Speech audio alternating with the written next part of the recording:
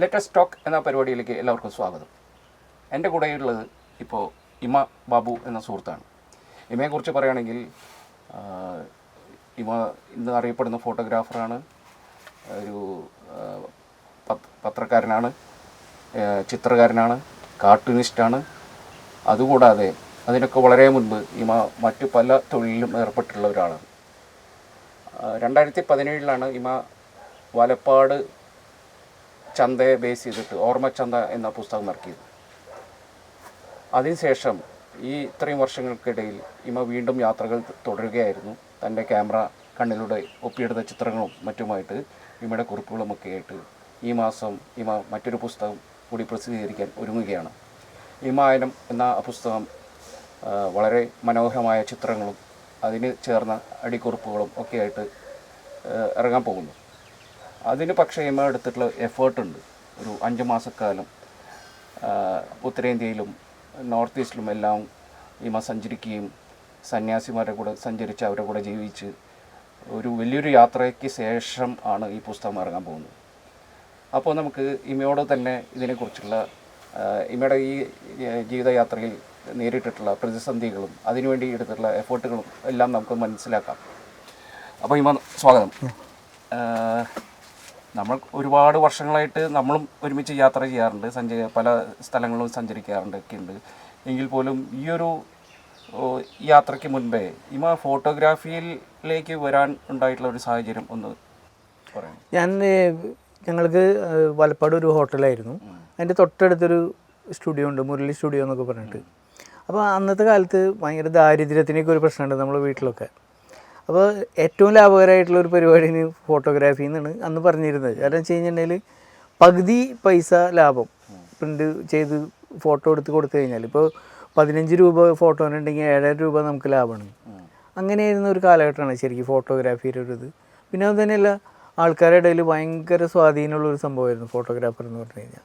കല്യാണത്തിനൊക്കെ നമ്മൾക്ക് വേണ്ടിയിട്ടൊക്കെ വെയിറ്റ് ചെയ്യുന്നൊരു കാലം ഉണ്ടായിരുന്നു. അതുപോലെ ഓരോ പ്രോഗ്രാമിലും അങ്ങനെ. അപ്പോൾ എനിക്ക് തോന്നി അത്യാവശ്യം വരയ്ക്കുന്ന ഒരു സംഭവമൊക്കെ ഉണ്ട് സ്കൂളിലൊക്കെ പഠിക്കുന്ന കാലത്ത്. അപ്പോൾ എന്നോട് മാഷ് പറഞ്ഞു, നിനക്ക് പറ്റിയ പണി ഫോട്ടോഗ്രാഫീന്, അതിലേക്ക് പോവായിരിക്കും നല്ലതെന്നൊക്കെ പറഞ്ഞപ്പോൾ പിന്നെ ഈ ഒരു സാമ്പത്തിക ലാഭം ഇങ്ങനെയൊക്കെ നോക്കിയിട്ടാണ് നമ്മൾ ഇതിലേക്ക് പോണത്. അപ്പോൾ മുരളി സ്റ്റുഡിയോയിലാണ് ഞാൻ ആദ്യം തുടങ്ങണമെങ്കിലും കൂടിയിട്ട് അവിടെ ചെന്നിട്ടൊന്നും വലിയ കാര്യമായിട്ടൊന്നും പഠിക്കാനോ അല്ലെങ്കിൽ അങ്ങനത്തെ ഒരു സാധ്യത ഒന്നും ഉണ്ടായിരുന്നില്ല. അപ്പോൾ പിന്നെ വേറെ നമ്മളൊരു മുരളി സ്റ്റുഡിയോയിൽ തന്നെ ഉണ്ടായിരുന്ന ഒരു ഗോപേട്ടൻ ഉഷസ് സ്റ്റുഡിയോ എന്ന് പറഞ്ഞിട്ട് ചേറ്റുവയിൽ തുടങ്ങി അവിടേക്ക് പോകുന്നു. പിന്നെ അവിടെ നിന്നാണ് നമ്മൾ ഫോട്ടോഗ്രാഫി പഠിക്കുന്നത്. ഫോട്ടോഗ്രാഫി പഠിച്ചു കഴിഞ്ഞതിന് ശേഷം നമ്മൾ ഫോട്ടോ എടുക്കാൻ തുടങ്ങിയപ്പോഴാണ് അതിൽ വേറൊരു തരം കലയൊക്കെ അടങ്ങിയിട്ടുണ്ടെന്നുള്ളൊരു തോന്നലൊക്കെ ഉണ്ടാവുന്നത്. അപ്പോൾ പിന്നെ ലാഭത്തിനേക്കാൾ ഉപരി നമ്മൾ ആ രീതിയിൽ ചിത്രങ്ങൾ എടുക്കാൻ പറ്റുമോ എന്ന് ശ്രമിച്ചുകൊണ്ടിരുന്നു. ഇപ്പോഴും ശരിയായിട്ടില്ല എന്നാണ് എൻ്റെ വിശ്വാസം. ഈ ഫോട്ടോഗ്രാഫി ആ കാലഘട്ടത്തിലൊക്കെ ചെയ്യുമ്പോൾ ബ്ലാക്ക് ആൻഡ് വൈറ്റിലാണോ തുടങ്ങിയത്? ഇത് ഏകദേശം ഒരു 30 മുന്നേ ഉണ്ട് ഫിലിമും. അത് കഴിഞ്ഞ് പിന്നെ ഇതിൻ്റെ ഒരു ട്രാൻസിഷൻ പീരീഡ് ഒക്കെ ഉണ്ടായിരുന്നല്ലോ. ഫോട്ടോഗ്രാഫിയിൽ തന്നെ ഒരുപാട് മാറ്റങ്ങൾ വരുന്നുണ്ട്. അതിന് വേണ്ടിയിട്ട് പിന്നെ ഫോട്ടോഷോപ്പ് പഠിക്കലും അങ്ങനെ ഒരുപാട് കമ്പ്യൂട്ടർ സ്കില്ലും ഇതൊക്കെ വേണ്ട ഒരു പണിയാണല്ലോ ഇപ്പോൾ. അപ്പോൾ അതിലേക്കൊക്കെ എങ്ങനെയാണ് ഈ അപ്ഡേഷൻ ഉണ്ടാക്കി? അത് ഓരോ ഘട്ടങ്ങളിലും നമ്മൾ ഇപ്പോൾ എൻ്റെ ഒരു വിദ്യാഭ്യാസം എന്നൊക്കെ പറഞ്ഞു കഴിഞ്ഞാൽ 9ാം ക്ലാസ് വരെ ഞാൻ പഠിച്ചിട്ടുള്ളൂ. പക്ഷേ വിദ്യാഭ്യാസം ഒന്നല്ല അതിൻ്റെ ഒരു പ്രശ്നം. കാരണം വെച്ച് കഴിഞ്ഞാൽ നമ്മളിങ്ങനെ ചെയ്തുകൊണ്ടിരിക്കുന്ന തൊഴിലിൽ നമ്മളറിയാണ്ട് ഇതിങ്ങനെ എത്തിപ്പെട്ടുകൊണ്ടിരിക്കും.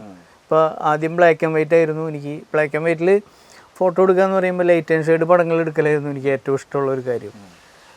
അതുപോലെ തന്നെ സിനിമകളുടെ ഫോട്ടോഗ്രാഫി നോക്കിയിട്ട് അതേപോലെയൊക്കെ ലൈറ്റപ്പൊക്കെ ചെയ്തിട്ട് എടുക്കാൻ പറ്റുമെന്നുള്ള ശ്രമം അന്നൊക്കെ നടത്തിയിരുന്നു. കല്യാണങ്ങളിലൊക്കെ ഞാനത് ചെയ്തിട്ടുണ്ട്, ബ്ലാക്ക് ആൻഡ് വൈറ്റ് ഫോട്ടോ കല്യാണങ്ങളിലൊക്കെ. അപ്പോൾ ഈ മറ്റേ സിനിമ പരസ്യങ്ങളുടെ ഫോട്ടോ അതേപോലെ എടുക്കാൻ ഉള്ള ശ്രമങ്ങൾ എങ്ങനെ നമുക്ക് ലൈറ്റൊക്കെ ചെയ്യാന്നുള്ളത് നമ്മളങ്ങനെ അറിയാതെ നമ്മളിങ്ങനെ ചെയ്തുകൊണ്ടിരിക്കുകയായിരുന്നു. തെർമോക്കോൾ ഉപയോഗിച്ച് ലൈറ്റ് കൊടുക്കുക എന്നൊക്കെ പറയുന്നതൊക്കെ നമ്മൾ അറിയാണ്ട് തന്നെ പഠിച്ചതാണ് ശരിക്കും.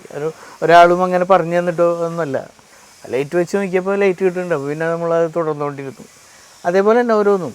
അപ്പോൾ അതേപോലെ തന്നെയാണ് ബ്ലാക്ക് ആൻഡ് വൈറ്റിൽ നിന്ന് കളറിലേക്ക് വന്നപ്പോഴും കളറിൽ നിന്ന് കളർ ഫിലിമിൽ നിന്ന് പിന്നെ ഡിജിറ്റലിലേക്ക് വന്നപ്പോഴും ഓട്ടോമാറ്റിക്കായിട്ട് അതങ്ങനെ അങ്ങോട്ട് എത്തിപ്പെട്ടു. ഫോട്ടോഷോപ്പൊന്നും ഞാൻ പഠിക്കാനൊന്നും അങ്ങനെ പോയിട്ടില്ല. കമ്പ്യൂട്ടർ വീട്ടിൽ മേടിച്ചു. അങ്ങനെ നമ്മൾ തന്നെ സ്വയം ഇങ്ങനെ ചെയ്ത് നോക്കി ശരിയായപ്പോൾ അങ്ങനെ ഇതായി. അതാണ് ഇപ്പോഴും തുടർന്നുകൊണ്ടിരിക്കുന്നത്. അത് സ്റ്റില്ലിൽ നിന്ന് പിന്നെ വീഡിയോയിലേക്കും ഒരു ചേഞ്ച് ഉണ്ടായിരുന്നു അത്? ഇല്ല വീഡിയോ വളരെ കുറവേ ഞാൻ ചെയ്തിട്ടുള്ളൂ. എനിക്ക് വീഡിയോ എടുക്കാൻ അത്ര വലിയ ഇഷ്ടം ഉണ്ടായിരുന്നില്ല. പിന്നീട് ഞാനിങ്ങനെ ചെറിയ ഷോർട്ട് ഫിലിമുകളൊക്കെ എടുക്കാനായിട്ട് എൻ്റെ ഇഷ്ടത്തിനുള്ള രീതിയിലൊക്കെ ലൈറ്റപ്പ് ഒക്കെ ചെയ്തെടുക്കാനായിട്ട് ഞാൻ ശ്രമിച്ചിട്ടുണ്ടെന്ന് മാത്രം. ഈ ഫോട്ടോഗ്രാഫിയിൽ വരുന്നതിനും വളരെ മുൻപേ മറ്റു പല തൊഴിലുകളും ഏർപ്പെട്ടിട്ടുണ്ടായിരുന്നില്ല? ഹോട്ടലുണ്ടായിരുന്നു ഞാൻ, പൊറോട്ട അടിക്കൽ, പിന്നെ അതുപോലെ തന്നെ ചായ ഷാപ്പിൽ കരിക്കച്ചവടം, പിന്നെ അത് കഴിഞ്ഞ് അങ്ങനെ ജീവിതത്തിൻ്റെ പല മേഖലയിൽ ഇങ്ങനെ എത്തിപ്പെടുന്നതാണ് അത് ജീവിക്കാൻ വേണ്ടിയിട്ട്. ഇതിനിടയിൽ ബോംബെയിൽ സ്റ്റുഡിയോയിൽ വർക്ക് ചെയ്തിരുന്നു ഉണ്ടായിരുന്നു. അത് ഒരു ഏകദേശം ഒരു 22 വയസ്സിലൊക്കെയാണ് ഞാൻ ഇവിടുന്ന് പോണത് ബോംബെക്ക്. അത് ന്യൂ ഷേഡോ എന്ന് പറഞ്ഞിട്ട് സാന്താക്രൂസിലൊരു സ്റ്റുഡിയോ. ഈ മുഹമ്മദ് റാഫിയൊക്കെ ഏറ്റവും കൂടുതൽ ചിത്രങ്ങൾ അവിടെ നിന്ന് എടുത്തിട്ടുള്ളതാണ്. അവിടുത്തെ അതിൻ്റെ സേട്ടണ് ആളുടെ ചിത്രങ്ങളൊക്കെ എടുത്തിട്ടുള്ളത്. അന്ന് ഞാൻ ചെല്ലുമ്പോൾ ബ്ലാക്ക് ആൻഡ് വൈറ്റ് ആയിരുന്നു. അപ്പോൾ ഏറ്റവും മനോഹരമായിട്ട് അയാൾ കളർ ചെയ്യുകയൊക്കെ ചെയ്യും അതിൻ്റെ ഉടമസ്ഥൻ. അപ്പോൾ ഈ കളർ ഫോട്ടോകൾ പോലെ ഈ കളർ ചെയ്ത് കൊടുക്കുന്നത് അതൊക്കെ പഠിക്കാനായിട്ട് നമുക്കന്ന് പറ്റി അവിടെ വെച്ചിട്ട്. ഇപ്പോഴും ബോംബെയിലേക്കും ഗുജറാത്തിലും അവിടെ കല്യാണങ്ങൾക്ക് ഇമ്മനെ വിളിക്കുന്നുണ്ട്. വളരെ അടുത്ത ആൾക്കാരൊക്കെ ഇങ്ങനെ നമ്മൾ സ്ഥിരമായിട്ട് പഴയ ബന്ധങ്ങളുള്ള ആൾക്കാർ ഇപ്പോഴും വർക്ക് ചെയ്യാൻ വേണ്ടിയിട്ട് വിളിക്കുന്നുണ്ട്. ഞാൻ പോകാറുണ്ട്. ഈ കല്യാണങ്ങൾ കഴിഞ്ഞിട്ട് പിന്നെ സിനിമ മേഖലയിൽ കുറേ സ്റ്റിൽ വർക്കിന് നമ്മൾ സുഹൃത്തുക്കളായിട്ടുള്ള ഇപ്പോൾ പവിത്രേട്ടൻ്റെ ഇതിന് മറ്റേ കരുണാകരൻ കി കഹാനി, കരുണാകരനെ കുറിച്ചുള്ള അതിൽ സ്റ്റിൽ എടുത്തിട്ടുണ്ട്. പിന്നെ അതുപോലെ തന്നെ മോഹനേട്ടന് വേണ്ടിയിട്ട് എടുത്തിട്ടുണ്ട്. പിന്നെ KR മോഹനേട്ടൻ, അത് ഡോക്യുമെൻ്ററിയാണ്. പിന്നെ കഴിഞ്ഞ് പ്രിയന് വേണ്ടിയിട്ട് എടുത്തിട്ടുണ്ട്. മണിലാൽ, സഞ്ജുവിൻ്റെ തന്നെ ഫിലിമിൻ്റെ മറ്റേ ഇതിൽ ഞാൻ സ്റ്റില്ലെടുത്തിട്ടുണ്ടല്ലോ. അങ്ങനെ പല ആൾക്കാരുടെയൊക്കെ ഡോക്യുമെൻ്ററികളും അതിനൊക്കെ വേണ്ടിയിട്ടൊക്കെ സ്റ്റില്ലെടുത്തിട്ടുണ്ട്. പക്ഷേ എനിക്ക് സിനിമ സ്റ്റില്ലൊക്കെ എടുക്കാനായിട്ട് പലരും അന്ന് മോഹനേട്ടനൊക്കെ എന്നോട് പറഞ്ഞിട്ടുണ്ടായിരുന്നു, വേണമെങ്കിൽ അത് കാർഡൊക്കെ എടുത്തിട്ട് വേണമെങ്കിൽ തുടരാമെന്നൊക്കെ. എനിക്ക് തീരെ താല്പര്യം ഉണ്ടായിരുന്നില്ല. പിന്നെ അതുകൊണ്ടാണ് ഞാനത് തുടരേണ്ടിരുന്നത്. ഈ വലപ്പാടിൻ്റെ ഓർമ്മകളായിട്ട് ആ പുസ്തകം എഴുതണം എന്ന് തോന്നിയത് എങ്ങനെയാണ്? കാരണം ഞാനതിൽ ആ പുസ്തകത്തിൽ നമ്മുടെ ശ്രീരാമേട്ടൻ എഴുതിയ ഒരു കുറിപ്പ് ഞാൻ അടയാളപ്പെടുത്തിയിട്ടുണ്ടായിരുന്നു. ഇതിങ്ങനെ അങ്ങനെ ഓർമ്മച്ചന്തയെ കാഞ്ഞിര നിന്നു എന്നിട്ട് എവിടെ തറച്ചു എന്നൊക്കെ പറഞ്ഞിട്ട് അത് അങ്ങനെ പറയാനുള്ള കാരണം എന്താ? അതെ, ഈ ഞങ്ങളെ ചന്തേര തൊട്ടടുത്ത് ഒരു പഴയ തറവാടിൻ്റെ മുന്നിലൊരു വലിയ കാഞ്ഞിരണ്ട്. പക്ഷെ ഞാനത് ഇതെഴുതിയിട്ടൊന്നും ഞാൻ ശ്രീരാമേട്ടനോട് ഒരിക്കലും ആ കാഞ്ഞിരത്തിനെ കുറിച്ച് പറയുകയോ അല്ലെങ്കിൽ അങ്ങനെയൊന്നും ഉണ്ടായിട്ടില്ല. പക്ഷേ ശ്രീരാമേട്ടനെ എഴുതി വന്നപ്പോൾ കറക്റ്റായിട്ട് കാഞ്ഞിരത്തിനെ കുറിച്ചൊക്കെ എഴുതി. ഇതാണ് ഓർമ്മച്ചന്ത എന്നുള്ള പുസ്തകം. ഇതിൽ ഇമ വരച്ചിട്ടുള്ള ഇത് കാരിക്കേച്ചറാണോ എങ്ങനെയാണ് ഇതിന്? അങ്ങനെ ഒരു രൂപം, ഞാൻ അങ്ങനെ ഒരു ആർട്ട് പഠിച്ചിട്ടുള്ള ഒരാളൊന്നുമല്ല. പക്ഷെ എൻ്റെ മനസ്സിൽ ഓരോ കഥാപാത്രങ്ങൾ ഇങ്ങനെ തോന്നിയപ്പോൾ ഞാൻ വരച്ചു.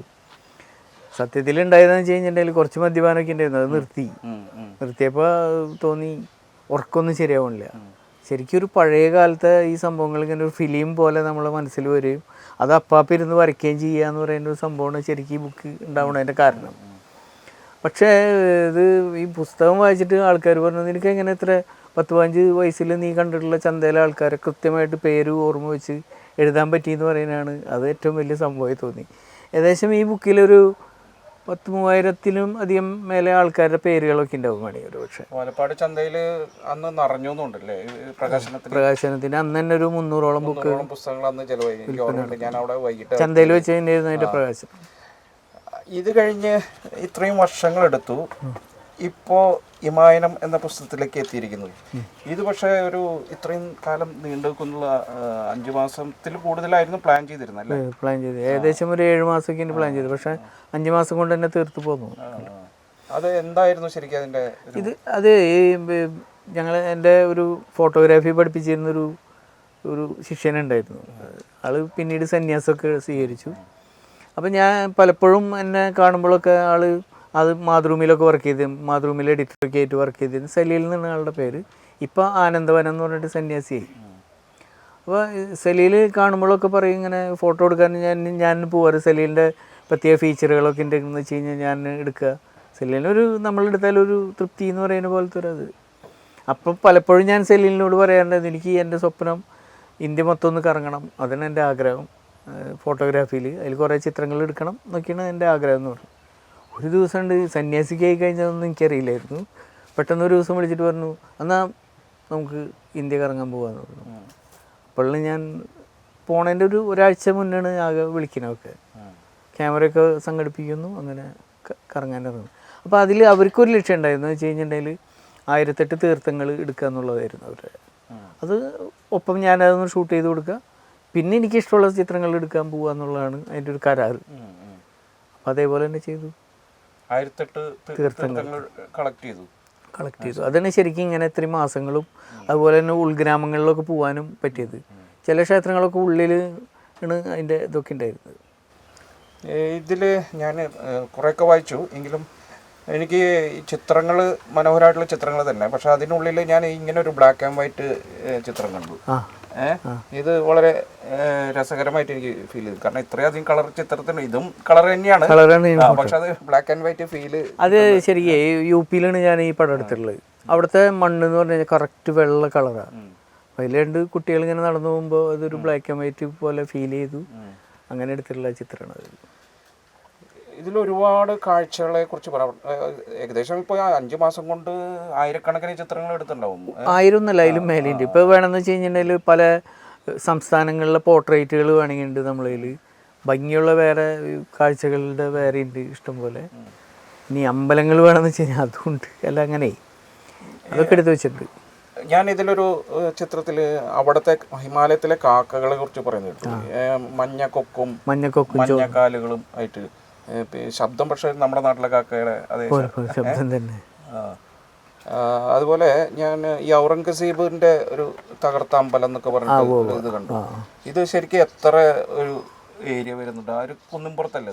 ഏകദേശം ഒരു 2000-ന്റെ അടുത്ത് തന്നെ പടികൾ കയറിയിട്ടാണ് ഞാൻ അതിൻ്റെ മുകളിൽ കയറിയത്. അപ്പോൾ ഞാൻ അവിടെ ചെല്ലുമ്പോൾ എന്താണെന്ന് വെച്ച് കഴിഞ്ഞിട്ടുണ്ടെങ്കിൽ അമ്പലം തകർത്തിട്ട് ചെറിയൊരു സ്പേസ് മാത്രമാണ് അതിൽ കാണുന്ന അത് മാത്രമാണ്. പക്ഷെ അതിൻ്റെ അപ്പുറത്ത് ഒരു മലയേക്കാൾ അത്ര, ആ മലയുടെ അത്ര വലിപ്പമുള്ള അതിൻ്റെ അവശിഷ്ടങ്ങൾ പല സ്ഥലത്തായിട്ട് അവിടെയുള്ള ആളുകൾ പറഞ്ഞു തരുന്ന ചരിത്രം ആണ് ഈ ഔറംഗസീബിൻ്റെ കഥയൊക്കെ പറയുന്നത്. അപ്പോൾ എനിക്ക് തോന്നി ഇങ്ങനത്തെ ഈ അവശിഷ്ടങ്ങൾ അവിടെ എടുക്കണോടത്തോളം കാലം മനുഷ്യൻ്റെ ഉള്ളിലുള്ള, അതായത് വിദ്വേഷം ഇങ്ങനെ കൂടി വരികയല്ലേ ചെയ്യുക. ഒന്നില്ലേ ഞാൻ എടുത്ത് കളയേ അല്ലെങ്കിൽ എന്തെങ്കിലും ചെയ്തുകൂടെ എന്നുള്ളതാണ് എനിക്ക് തോന്നിയത് കേട്ടോ. എൻ്റെ തോന്നൽ ശരിയാവണമെന്നില്ല. ഈ സൗഹൃദ വലയങ്ങളിൽ തന്നെ ഒരുപാട് ചിത്രങ്ങൾ എടുക്കാൻ മറ്റുള്ളവരും ഇതെടുക്കാനും ഒക്കെ പോകുന്നത് ഞാൻ കണ്ടിട്ടുണ്ട്. അപ്പോൾ ആ രീതിയിലുള്ള എക്സ്പീരിയൻസ് എങ്ങനെയാണ്?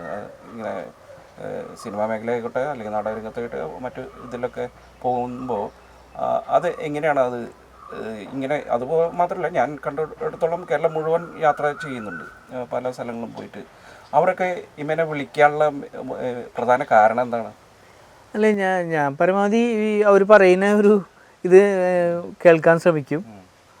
അവരുദ്ദേശിച്ച പോലെയുള്ള പടങ്ങൾ എടുത്ത് കൊടുക്കാൻ പറ്റുമെന്ന് ശ്രമിക്കും. ചിലപ്പോൾ ശരിയാവണമെന്നൊന്നുമില്ല, ചിലപ്പോൾ ശരിയാവാറുണ്ട്. ഒരുപക്ഷെ അതായിരിക്കാം വേണമെങ്കിൽ. കാരണം ഇപ്പോൾ ഓപ്പൺ എന്ന് പറഞ്ഞിട്ട് മാഗസിൻ ഡൽഹിയിൽ നിന്ന് ഇറങ്ങുന്ന അവർ ഏകദേശം ഒരു 10 വർഷത്തോളം ഞാൻ അവർക്ക് വേണ്ടിയിട്ട് തന്നെയായിരുന്നു പടം എടുത്തിരുന്നത്. അപ്പോൾ അതിൻ്റെ എഡിറ്റർ വളരെ ഇതായിട്ട് നമുക്ക് നിർദ്ദേശങ്ങൾ തരും. അവരൊരിക്കലും ഏത് ചെറിയ ലൈറ്റ് ആയിരുന്നാലും ശരി ആ രീതിയിൽ തന്നെ പടം കിട്ടണം. പ്രത്യേകിച്ച് ഉള്ള ലൈറ്റ് യൂസ് ചെയ്യാൻ പാടുള്ളൂ.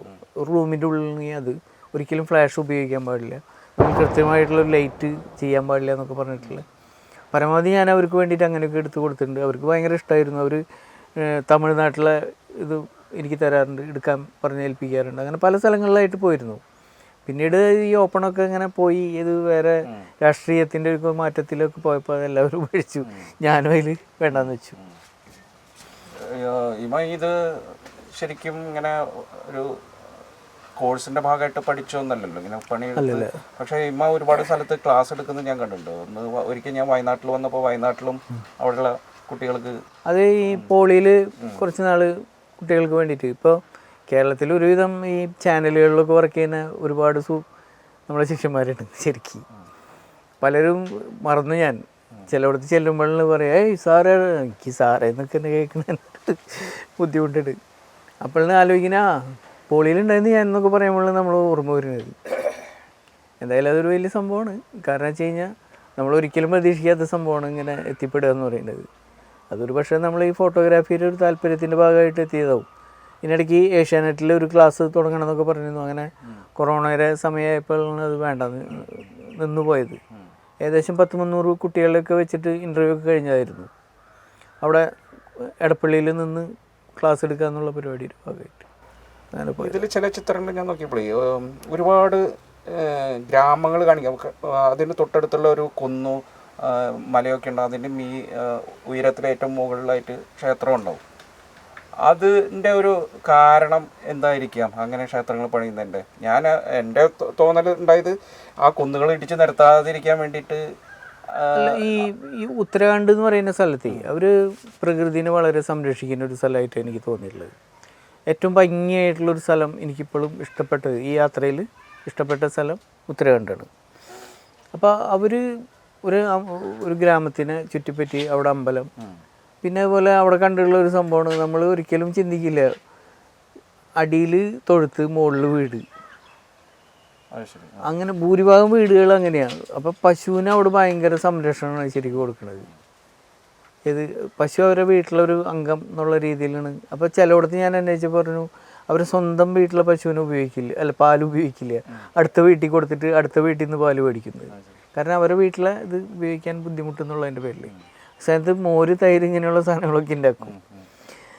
പിന്നെ അതുപോലെ തന്നെ ഈ സന്യാസിമാരായിട്ട് നടക്കുന്ന കണ്ടപ്പോൾ അവിടെയുള്ള ആൾക്കാർ വന്നിട്ട് ഈ സന്യാസിമാരെ കാക്കൽ വീഴുന്നു, പിന്നെ വിളിച്ചുകൊണ്ട് പോകുന്നു, വീട്ടിലേക്ക് കൊണ്ടുപോകുന്നു, ചായ തരുന്നു, പിന്നെ അവർക്ക് ദക്ഷിണ കൊടുക്കണം, അതോടൊപ്പം എനിക്കും തരുന്നു. ഞാൻ പറഞ്ഞു ഞാൻ സന്യാസിയല്ല, എങ്കിലും അവർ തരിക. അപ്പോൾ അങ്ങനത്തെ ഒരു തരം ഒരു ഇത് വിശ്വാസം എനിക്ക് അങ്ങനെയൊന്നും ഉണ്ടായിട്ടൊന്നും ഞാൻ അങ്ങനെ പോയതൊന്നുമല്ല. ഇവർക്ക് ഇങ്ങനെ ഒരു ഇന്ത്യ കാണാനുള്ള ഒരു ആഗ്രഹത്തിൻ്റെ ഭാഗമായിട്ട് ഞാൻ ഇവരെ കൂടെ കൂടിയത്. ഈ 5 മാസം അവിടുത്തെ ഭക്ഷണ കാര്യങ്ങളൊക്കെ ഇതിൽ എവിടെയോ എഴുതിയതായിട്ട് ഞാൻ കണ്ടു. അതായത് നൂഡിൽസൊക്കെ ഈ ഉത്തരേന്ത്യയിലെ ഭക്ഷണം ഏറ്റവും നൂഡിൽസാണ് ഏറ്റവും കൂടുതൽ വളരെ എളുപ്പമായിട്ട് ഉണ്ടാക്കാവുന്ന സാധനം. പിന്നെ അതുപോലെ തന്നെ അലു പൊറോട്ട, ഏകദേശം 1 മാസത്തോളം അത് തന്നെയായിരുന്നു ഭക്ഷണം, ഈ അലു പൊറോട്ട തന്നെയായിരുന്നു. പിന്നെ വേറൊരു സംഭവം ഞാൻ അന്ന് പഠിച്ചു, അവിടെ നിന്ന് തണവുള്ള സമയങ്ങളിൽ നമ്മൾ ഓരോ അരമണിക്കൂറും ഭക്ഷണം കഴിച്ചുകൊണ്ടിരിക്കണം എന്നുള്ളതാണ്, അല്ലെങ്കിൽ നമ്മളുടെ ഇത് ഡൗൺ ആയി പോകും. അങ്ങനെ അനുഭവിച്ചു ഞാൻ. ഈ മന എന്ന് പറയുന്ന സ്ഥലത്ത്, അതായത് ഇന്ത്യയുടെ ചൈന ബോർഡർ മന, അതായത് അവിടെ ഒരു അവസാനത്തെ ചായപ്പീടിയൊക്കെ ഉണ്ട്. ആ ബോർഡറിൻ്റെ അടുത്ത് നിന്നിട്ട് ചായപ്പീടിയിൽ നിന്ന് ചായ കുടിച്ച്, അപ്പോൾ ഞാനിങ്ങനെ നമ്മളെ കൂടിണ്ടായിരുന്ന സന്യാസി ഒരു കുത്തനെ മലയായതുകൊണ്ട് ഞാൻ കയറിയില്ല, എനിക്ക് കയറാൻ പറ്റില്ല എന്ന് എനിക്ക് തോന്നി. അപ്പോൾ ഞാനിവിടെ വെയിറ്റ് ചെയ്യുക, ഭക്ഷണമൊന്നും കഴിക്കാണ്ട് ഞാനിങ്ങനെ ഇരിക്കുക. കുറേ കഴിഞ്ഞപ്പോൾ ഞാൻ തളർന്നു. ഇവർ വന്ന് തന്നെ തല്ലിയില്ല എന്നുള്ളൂ. എന്ന് വെച്ച് കഴിഞ്ഞിട്ടുണ്ടെങ്കിൽ അവരെന്നോട് പ്രത്യേകം പറഞ്ഞിരുന്നു ഓരോ അരമണിക്കൂർ കഴിയുമ്പോഴും ഭക്ഷണം കഴിക്കണം. ഞാനത് ശ്രദ്ധിച്ചില്ല. ഇവർ എന്നോടുകൂടി കഴിക്കാമെന്ന് വിചാരിച്ചിങ്ങനെ ഇരുന്ന് അവസാനം ഞാൻ തളർന്നു. അവസാനം അവർ ബെന്നൊക്കെ പൊട്ടിച്ച് വായിലിട്ട് വെള്ളമൊക്കെ ഒഴിച്ച് തന്നപ്പോഴാണ് ഞാൻ ഓക്കെ. അങ്ങനെയൊക്കെ. അതുപോലെ ചില ചായകളെ കുറിച്ച് പറയുന്നുണ്ട്. അത് എന്താണ് ഈ രാജസ്ഥാനി ചായയും പിന്നെ വേറൊരു സ്ഥലത്ത് അവരുടെയൊക്കെ പേരുകൾ അവരോട് ചോദിച്ച് രാജ്കുമാറിന്റെ ചായ, അങ്ങനെ ചില ചായകളെ കുറിച്ച് പറയുന്നുണ്ട്. അതെനിക്ക് ഈ ചായപ്പീടിയായിട്ടുള്ളൊരു ബന്ധമുണ്ടല്ലോ, അത് കാരണം കൊണ്ട് അറിയാണ്ട് ഇങ്ങനെ ചായയോട് ഭയങ്കര ഒരു ഇഷ്ടമുണ്ട്. ഞാൻ ചായയൊക്കെ വീത്തും, അതിൻ്റെ ഒരു ഇതുകൊണ്ട് തന്നെയല്ല. ഈ രാജ്കുമാറിൻ്റെ ചായ എന്ന് പറയുന്നത് ഇവിടെയാണ് ഋഷിയേച്ചിലായിരുന്നു, അല്ല ഹരിദ്വാറിലായിരുന്നു. ഹരിദ്വാറിൽ 5 കിലോമീറ്റർ അകലെയുള്ള ആൾക്കാർ വന്നിട്ട് ഇയാളുടെ അടുത്ത് നിന്ന് ചായ മേടിക്കും. കാരണം 15 രൂപന് ചായക്ക്. ചായ തന്നെയാണ്, വെറും പാലിൽ തന്നെ ഉണ്ടാക്കി തരുന്ന ചായ കുടിക്കാനായിട്ട് ആൾക്കാർ മറ്റേ എന്താ പറയുക ഫ്ലാസ്ക് സാധനങ്ങളൊക്കെ കൊണ്ടുവന്ന് മേടിച്ച് പോവുകയൊക്കെ ചെയ്യും. അയാൾ ഒരു ദിവസം 5 മണി, രാവിലെ 5 മണി തൊട്ട് വൈകുന്നേരം 5 മണി വരെയാണ് അയാളുടെ കട. ഫുൾ ടൈം എന്ന് പറഞ്ഞ പോലെ നല്ല തിരക്കാണ് ചായക്ക്. അതതിൽ എഴുതിയിട്ടുണ്ടായില്ല. പിന്നെ ലുദ്ധാറാമിൻ്റെ മാർവാടി ചായ, അത് ഇവിടെ ഈ നമ്മളെ പള്ളി അജ്മീറിൻ്റെ മുന്നിലാണ് ഈ ലുദ്ധാറാം. അയാൾ ഇതേപോലെ തന്നെ ഒരു 1000-ഓളം ചായ വിൽക്കുന്ന പറയുന്നത്. അത് 15 രൂപ 10 രൂപ അങ്ങനെ ഓരോ ഗ്ലാസ് ഉണ്ട്. അതിലിങ്ങനെ ഒഴിച്ച് 10 രൂപയാകുമ്പോൾ ചെറിയ ഗ്ലാസ്, 15 രൂപയാകുമ്പോൾ കുറച്ചുകൂടി വലുത്. അതിന് ഭയങ്കര ടേസ്റ്റാണ്. അതിൽ കുറേ സാധനങ്ങൾ ചേർക്കുന്നുണ്ട്, അണ്ടിപ്പരിപ്പ് അങ്ങനെ കുറേ സാധനങ്ങൾ ചേർത്തിട്ടൊക്കെയാണ് ആ ചായ ഉണ്ടാക്കുന്നത്, മറുപടി ചായ. ഈ 5 മാസം ഈ യാത്രയ്ക്ക് എടുത്തു. അത് കഴിഞ്ഞ് ഈ പുസ്തകം തയ്യാറാക്കാൻ എത്ര കാലം എടുത്തു? പുസ്തകം തയ്യാറാക്കാൻ ഒരു 1 കൊല്ലം എടുത്തിട്ടുണ്ട് ശരിക്കും. ഓരോ ഫോട്ടോകളും ഇതൊക്കെ പിന്നെ നമ്മൾ നോട്ട് ചെയ്തിട്ടുള്ള സാധനങ്ങളൊക്കെ എടുത്ത് ഇരുന്ന് എഴുതിയിട്ടൊക്കെ. ഈ പാനിപ്പത്ത് യുദ്ധം അതിലെന്താണ്? അവിടെ ആകെ ഒരു ഇതുമില്ല, സ്മാരകം എന്ന് പറയുന്ന ആ ഒരു ഇത് മാത്രമേ ഉള്ളൂ. ഞാൻ ഈ ചിത്രങ്ങൾ കാണുന്നുണ്ടെങ്കിലും എനിക്ക് നമുക്കറിയാലോ ഇതേപോലത്തെ ഒരു സാധനമാണ് ഇത്. ദൈവത്തിനൊരു കത്ത്. അത് വെച്ച് കഴിഞ്ഞിട്ടുണ്ടെങ്കിൽ ഇപ്പോൾ നിങ്ങൾ ഒരു കത്ത് എഴുതിയിട്ട് അവിടെ വയ്ക്കുന്നത്, ഒരു ജോലി വേണമെന്ന് പറഞ്ഞിട്ടൊരു അമ്പലത്തിൽ. അപ്പോൾ ഞാൻ ഈ അമ്പലത്തിനെ കുറിച്ചുള്ള ഒരു ചരിത്രമൊക്കെ അന്വേഷിച്ചപ്പോഴേ അയ്യപ്പൻ്റെ സെയിം കഥയാണ്. അത് പുസ്തകം വായിച്ചാൽ അറിയാം. അയ്യപ്പൻ്റെ സെയിം കഥ, അത് അവിടുത്തെ ഒരു കഥയാക്കി മാറ്റിയെന്ന് മാത്രം. എന്നിട്ട് കത്തെഴുതി വെച്ച് കഴിഞ്ഞിട്ടുണ്ടെങ്കിൽ ജോലി കിട്ടും. ജോലി കിട്ടി കഴിഞ്ഞിട്ടുണ്ടെങ്കിൽ അവിടെ ഒരു വലിയ മണി കൊണ്ടുവന്ന് കിട്ടും. തൊട്ടിലൊക്കെ തൂക്കി ഇടണില്ലേ കുട്ടികൾ ഇതിന്റെ തലക്കെട്ടുകളൊക്കെ ആരായി? ഒക്കെ ഞാൻ തന്നെ എല്ലാം. ഒരാളുടെയും സപ്പോർട്ടൊന്നുമില്ല. പിന്നെ സ്നേഹത്തിന്റെ ആപ്പിൾ, അതെന്താ കഥ? അത് അവിടെ ചെന്നപ്പോഴുണ്ട് ആപ്പിളിൻ്റെ വിളവെടുപ്പാണ്. അപ്പോൾ അവിടെ 1 കിലോ ആപ്പിളിന് 20 റുപ്യുള്ളൂ. അപ്പം നമ്മളെ നാട്ടിലെത്തണ ഈ ആപ്പിളിന് 200 രൂപേനെ.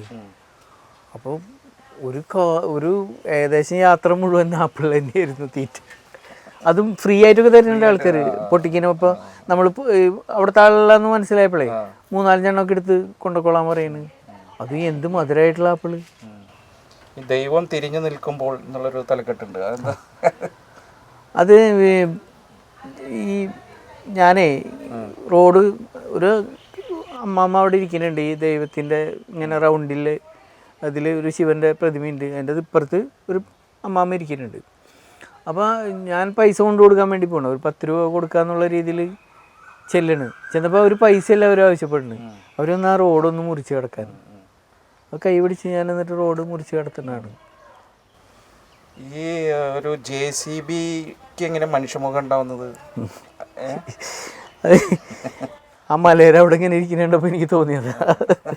അല്ല, നമ്മളിപ്പോൾ മുൻപൊരു ഷോർട്ട് ഫിലിം ചെയ്തിരുന്നല്ലോ, അതില് JCB ആയിരുന്നു വില്ലൻ. അതേപോലെ അപ്പൊ അത് ഓർമ്മ വന്നു ഒരു പരിധി വരെ. പിന്നെ ഈ പുസ്തകങ്ങൾ ഇത് ഉണ്ടാക്കാനുള്ള അല്ലെങ്കിൽ ഇങ്ങനൊരു പ്ലാൻ ഉണ്ടായിരുന്നോ ഈ യാത്ര പോകുമ്പോൾ ഇങ്ങനൊരു പുസ്തകം ചെയ്യാമെന്ന്? ഇല്ല, ഒരിക്കലും ഉണ്ടായിരുന്നില്ല. ഇവിടെ വന്നതിന് ശേഷം ഞാൻ അത് ഫേസ്ബുക്കിലൊക്കെ ഇങ്ങനെ 1-2 കുറിപ്പൊക്കെ ആയിട്ട് ഇങ്ങനെ കുറച്ച് ഇട്ടിരുന്നു.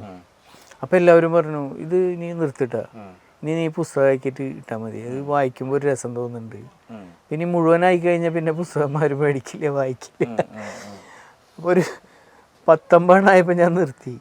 പിന്നെ അതൊരു പുസ്തകത്തിന് വേണ്ടിയുള്ള ഒരു അതിൻ്റെ ഉള്ളിൽ കൂടെ ഈ നോർത്ത് ഈസ്റ്റും അല്ലെങ്കിൽ ഉത്തരേന്ത്യയൊക്കെ ആണെങ്കിൽ പോലും പിന്നെ ഇടയിൽ കേരളം കയറി വന്നല്ലോ. അല്ല, ലാസ്റ്റ് അത് ഉത്തരാഖണ്ഡിൽ നിന്ന് നമ്മൾ കേരളത്തിൽ വന്ന് അവസാനിപ്പിക്കുന്നതാണ്. വാഗമണ്ണൊക്കെ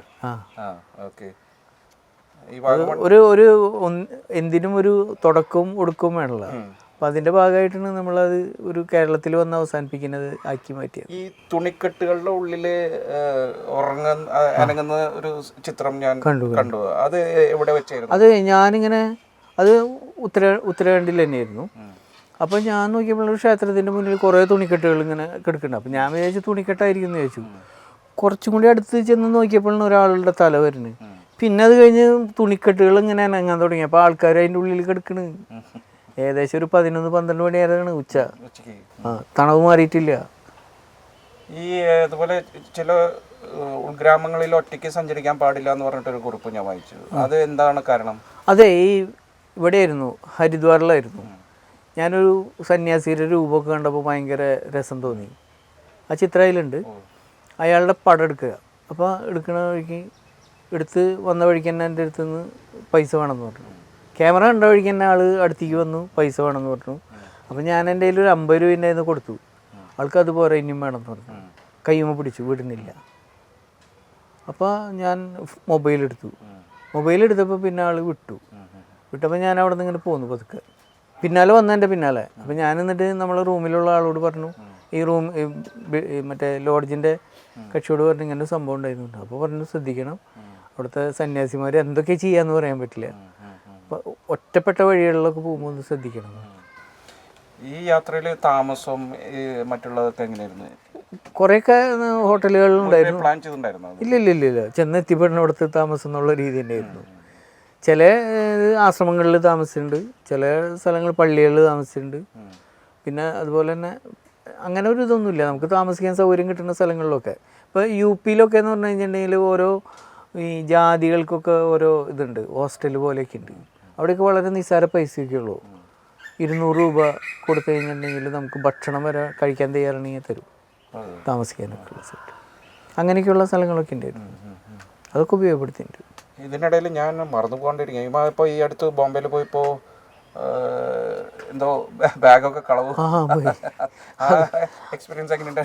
അതെ, ഞാൻ എൻ്റെ ചേട്ടൻ്റെ മോളുടെ കല്യാണം ഉണ്ടായിരുന്നു, സോമേട്ടൻ്റെ മോളുടെ കല്യാണം ഉണ്ടായി. അപ്പോൾ അത് കാരണം കൊണ്ട് ഇവിടെ നിന്ന് 2 പേരെ കൊണ്ടുപോയിരുന്നത് വീഡിയോ എടുക്കാനും സ്റ്റില്ലൊക്കെ എടുക്കാൻ സഹായിക്കാനൊക്കെ ആയിട്ട്.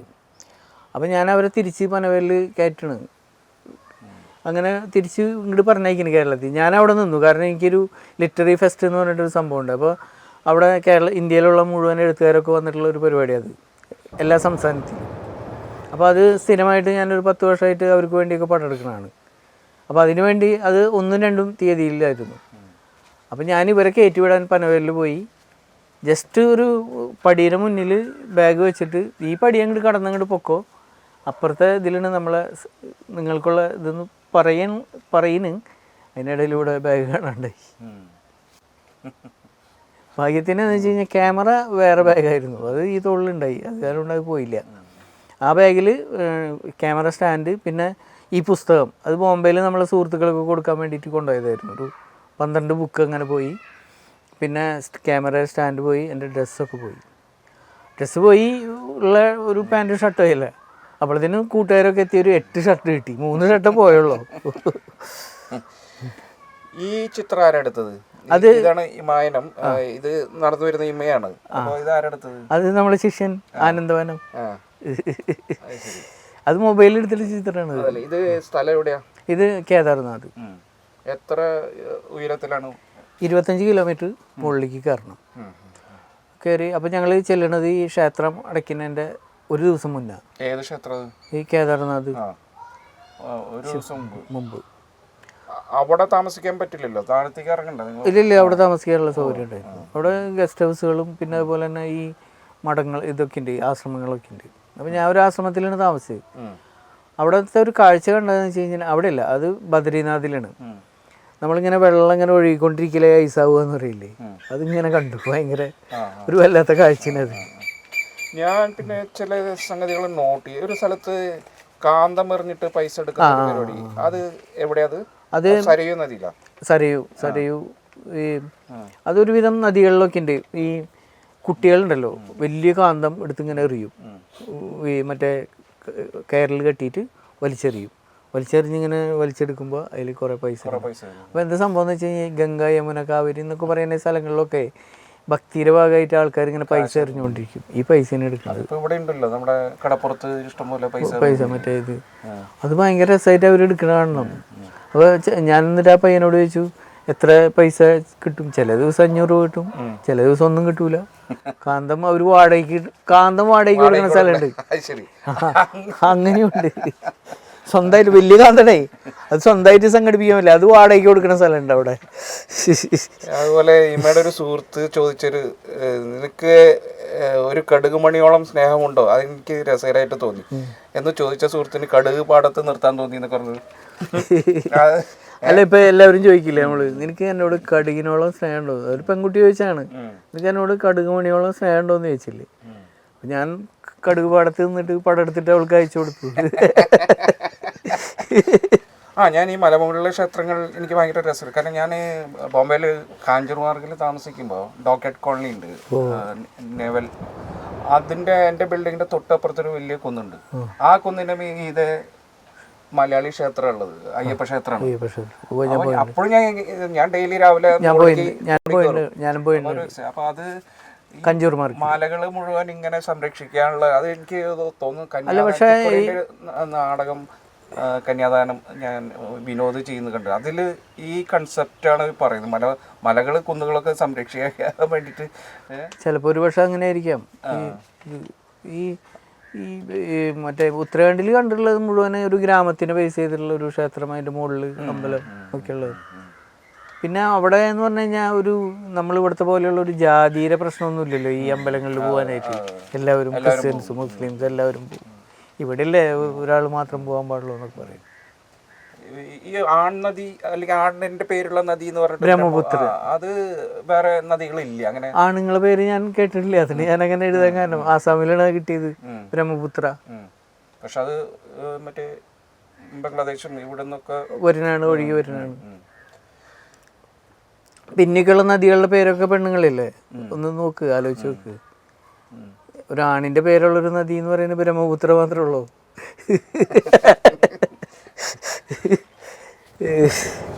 ഈ വര എങ്ങനെയാണ് ശരിക്ക് അഭ്യസിച്ചത്? എന്നുവെച്ചാൽ ഇല്ലസ്ട്രേഷൻസും ഒക്കെ കാർട്ടൂൺസും വരയ്ക്കാറില്ലേ, കുറിപ്പുകളും, അതൊക്കെ ഏത് രീതിയിലാണ് കിട്ടിയത്? അത് സ്വയം ഡെവലപ്പ് ചെയ്തതാണോ? അതെ, എനിക്ക് അങ്ങനെ ഞാൻ പഠിക്കാനൊന്നും പോയിട്ടില്ല. ചെറുപ്പം സ്കൂളിലൊക്കെ പഠിക്കുന്ന സമയത്ത് ഈ ശിവനൊക്കെ വരയ്ക്കുക അങ്ങനെയൊക്കെ ഉണ്ടല്ലോ പണ്ട് പുസ്തകത്തിൽ. അപ്പം ഞാനതിൽ എഴുതിയിട്ടുണ്ട്, ഞാൻ പണ്ട് പഠിക്കുമ്പോൾ കണ്ടിരുന്ന ശിവൻ എന്ന് പറഞ്ഞു കഴിഞ്ഞിട്ടുണ്ടെങ്കിൽ ഈ ഗംഗ ഇങ്ങനെ ഒഴുകുന്നു, പിന്നെ പാമ്പ്. അവിടെ ചെന്നപ്പോൾ ഇതൊക്കെ മാറി. അങ്ങനത്തെ ഒരു പടം അതിലുണ്ട്, മറ്റേ ഒരു സന്യാസിയുടെ പടം ഉണ്ട്. അതല്ലേ ശിവൻ. അതുപോലെ ഈ പ്ലാസ്റ്റിക് കത്തിക്കൽ അവിടെ കണ്ടുപോകാനുണ്ട്. അത് ഭയങ്കരമായിട്ടുണ്ട്, നമുക്ക് സഹിക്കാൻ പറ്റില്ല അത്. അവിടെയുള്ള വേസ്റ്റുകൾ മുഴുവൻ പ്ലാസ്റ്റിക്, അത് മുഴുവൻ കത്തിച്ച്, അത് ചൂട് കൊള്ളുന്ന ആൾക്കാർ ഇരുന്നിട്ട്. അപ്പോൾ എനിക്ക് നിൽക്കകളില്ലാണ്ട് ഞാൻ കുറച്ച് നേരം ചെന്നിരുന്നു. എനിക്ക് പറ്റുന്നില്ല, എൻ്റെ സ്മെല്ലൊന്നും പറ്റാണ്ടായിട്ട് ഛർദ്ദിക്കാനൊക്കെ വന്നു തുടങ്ങി. അങ്ങനെ ഞാൻ അവിടെ നിന്ന് ഓടി രക്ഷപ്പെട്ടു. ഒരു ഉറുമ്പിൻ്റെ ഒരു ഫോട്ടോ, ഉറുമ്പ് പോലെ, അത് മനുഷ്യർ നടന്നു പോകുന്ന ഇതിനെയാണ്. അതുപോലെ അവിടുത്തെ യാത്രകളിൽ ഡോളി യാത്ര ഞാൻ കണ്ടു. ഇത് നമ്മുടെ ശബരിമലയിൽ, പക്ഷെ ഇതിൽ ഒറ്റയ്ക്കാണല്ലോ എടുത്തുകൊണ്ടുപോകണത്. അതെ, ഇത് അവിടെ 10,000 രൂപ 15,000 രൂപയൊക്കെ പറഞ്ഞിട്ട് പിന്നെ ബാർഗെയിൻ ചെയ്തിട്ടൊക്കെയാണ്. എത്ര കിലോമീറ്റർ? 24 കിലോമീറ്റർ. 24 കിലോമീറ്റർ ഒരാൾ ഒറ്റയ്ക്ക് കൊണ്ടുപോകും. അത് ഏറ്റവും കൂടുതൽ നേപ്പാളികളാണ് അതിൽ ജോലി ചെയ്യുന്നത്. അവരൊരു യാത്ര കഴിഞ്ഞ് കഴിഞ്ഞാൽ 10,000 രൂപ കിട്ടില്ലേ. തിരിച്ച് അതേപോലെ തന്നെ അവിടെ നിന്ന് സാധനങ്ങളുണ്ടാവും അടിയിൽ നിന്ന്, അത് മുകളിലേക്ക് കൊണ്ടുവരും. ഞങ്ങൾ പോണ സമയമായതുകൊണ്ട് ഇറങ്ങണ സമയമായിരുന്നു. ഒരുവിധം എല്ലാവരും ഇങ്ങനെ താഴ്ത്തിക്ക് ഇറങ്ങിക്കൊണ്ടിരിക്കുകയായിരുന്നു. അത് കാരണം കൊണ്ട് തിരിച്ച് മുകളിലേക്ക് ആരും ഉണ്ടായിരുന്നില്ല. ഗ്രാമങ്ങളിൽ ഇപ്പോൾ പാടങ്ങൾക്ക് നടുവിൽ ഇവിടെയൊക്കെ മെയിനായിട്ടുള്ള കൃഷി, ഇപ്പോൾ കടുക് നമ്മൾ കണ്ടു ഒരു സ്ഥലത്ത്, ഗോതമ്പ്, പിന്നെ വേറെ എന്തൊക്കെയാണ് ഇവർ കൃഷി? പിന്നെ ഈ സബോള, അതുപോലെ പലതും ഉണ്ട്. തക്കാളി ഉണ്ട്, പിന്നെ സബോള ഉണ്ട്, പിന്നെ അതുപോലെ ഉള്ളി, ഇതൊക്കെ പല. അവർ ഈ നമ്മളെ കേരളത്തിലെ പോലെയല്ല കൃഷി. നെല്ല് എന്ന് പറഞ്ഞാൽ നെല്ല് മാത്രമല്ല, ഒരു പലതും ഇങ്ങനെ മാറി മാറി ചെയ്തുകൊണ്ടിരിക്കുന്നുണ്ട്. കപ്പലുണ്ട് അല്ലേ? പിന്നെ ഈ കോവർ കഴുതകളുടെ കുതിരകളുടെ ഒരു, അത് ഈ അവിടുത്തെ മെയിൻ സംഭവമാണ്. ഇതുമല്ലും ഞാൻ യാത്ര ചെയ്തിട്ടുണ്ട് കേട്ടോ. ചില സ്ഥലത്തൊന്നും നമുക്ക് നടക്കാൻ പറ്റാണ്ടാവുമ്പോഴേ കഴുതനെ കൊണ്ടുവന്ന് അതിൻ്റെ പുറത്ത് നമ്മൾ കയറ്റിയിരുത്തി പിന്നാലെ ആളുണ്ടാവും. ഈ പുല്ല് കൊണ്ടുവരുന്ന ആളുകളെ ഒരു ഫോട്ടോ കണ്ടല്ലോ ഞാൻ. ഇത് ഞാൻ കണ്ടപ്പോൾ ഇത് നാടകത്തിലെ രംഗം പോലെ എനിക്ക് ലൈറ്റ് എന്നുള്ള ഒരു ഭയങ്കര. ഇത് എവിടെ വെച്ചിട്ട് ഇത് ശരിക്കും? ഇത് ഹരിദ്വാറിൽ വെച്ചിട്ട് എടുത്തിട്ടുള്ളതാണ്. ഇത് സ്ട്രീറ്റിലാണോ അത്? ആ, സ്ട്രീറ്റ്. ഈ രാജ്കുമാറിന്റെ ചായപ്പീടിയുടെ നേരെ ഓപ്പോസിറ്റാണ്. ചായ കാത്തിക്കുക. അത് കാരണം കൊണ്ട് ഞാനത് അതിൽ ഉൾപ്പെടുത്തിയതിന്റെ കാരണം. ഇദ്ദേഹം എന്താണ്? അത് കംപ്ലീറ്റ് ഭസ്മം പൂശിയിട്ട് ചൂടിനെ പ്രതിരോധിക്കാൻ അവരെ ഈ ഭസ്മം, അല്ല തണുപ്പിനെ പ്രതിരോധിക്കാൻ അവർ ഈ ഭസ്മം, അതുപോലെ തന്നെ അവർ പറയുന്നത് ഈ അരിയില്ലേ, അരി കുറുക്കിയിട്ട് മേല് പറ്റുക. ഇതിൽ അവസാനത്തെ പേജിൽ അതിൻ്റെ തലക്കെട്ട് ദാരിദ്ര്യം എന്താണ്?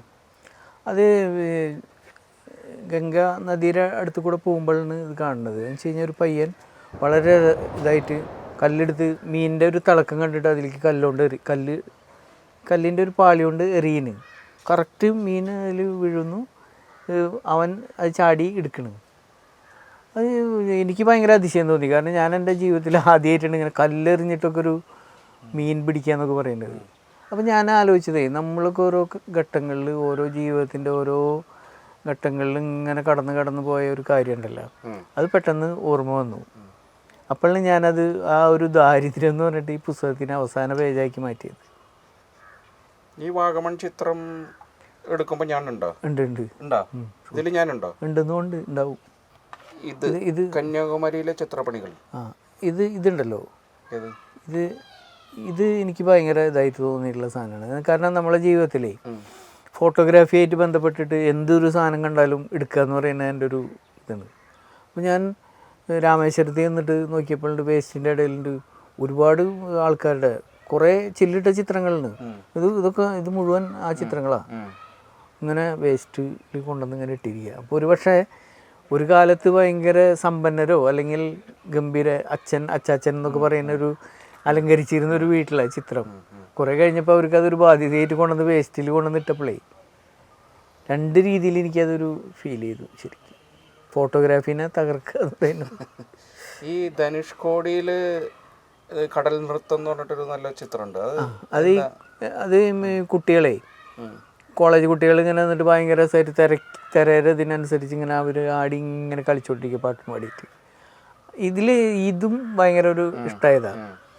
അവിടെ ഞാൻ 2-3 പ്രാവശ്യമായിട്ട് ഞാൻ അവിടെ പോയിട്ടുള്ളതാണ്.